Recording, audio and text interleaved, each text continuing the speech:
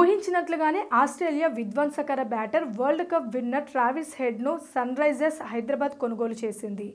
దుబాయ్లోని Coca Cola arena వేదికగా జరుగుతున్న IPL 2024 mini వేలంలో 6.80 కోట్ల భారీ ధరకు కొనుగోలు చేసింది.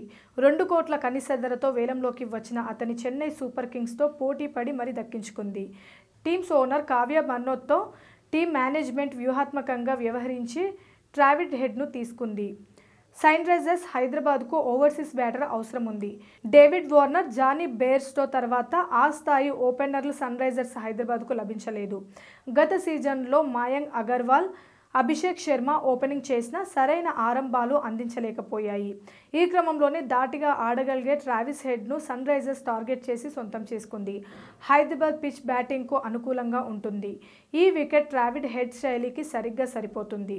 ప్రపంచ కప్లో ఆస్ట్రేలియాను విజేతగా నిలబెట్టిన ట్రావిస్ హెడ్ కోసం ఫ్రాంచైజీలు పోటీ పడతాయని అంతా అనుకున్నారు. కానీ ఆరంభంలో సన్ రైజర్స్ మినహా మరే ఫ్రాంచైజీ బిడ్ చేయలేదు.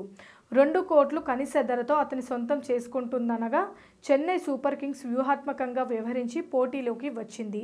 సన్ రైజర్స్ ఎలాగైనా తీసుకుంటుందని భావించి అతని ధరను పెంచింది.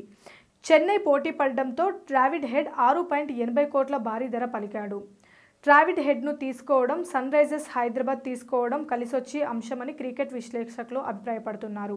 ₹1 కోటి ఎక్కువ పలికిన హైదరాబాద్ వికెట్కు అతను పక్కాగా సరిపోతాడని అంటున్నారు.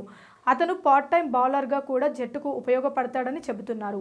గతంలో ఆర్సీబీ తరఫున ఆడిన ట్రావిస్ హెడ్ 10 మ్యాచుల్లో 205 పరుగులు చేశాడు. బౌలింగ్లో 2 వికెట్లు తీశాడు. ఇటీవలే ముగిసిన వన్డే ప్రపంచ కప్లో ట్రావిస్ హెడ్ సత్తా చాటడంతో అతనికి ప్రాధాన్యత దక్కింది. ప్రస్తుతం ట్రావిస్ హెడ్ సూపర్ ఫామ్లో ఉన్నాడు.